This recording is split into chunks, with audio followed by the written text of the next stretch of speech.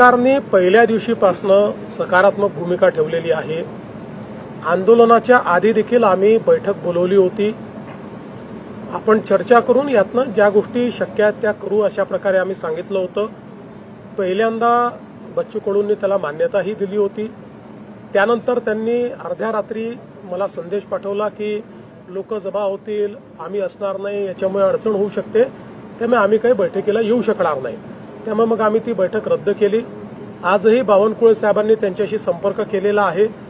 शेवटी त्यांनी इतके वेगवेगळे प्रश्न मांडलेले आहेत, ते प्रश्न असे नुसते आंदोलनाच्या माध्यमातून त्या ठिकाणी सोडवू शकू अशी परिस्थिती नाही आहे। त्याच्यावर चर्चा करून त्याचा रोडमॅप तयार करावा लागेल। त्यामुळे त्यांना चर्चेचं निमंत्रण देखील आम्ही दिलेलं आहे। आणि यासोबत आता काल आपण बघितलं असेल तर खूप मोठ्या प्रमाणात लोकांनाही त्रास झालेला आहे।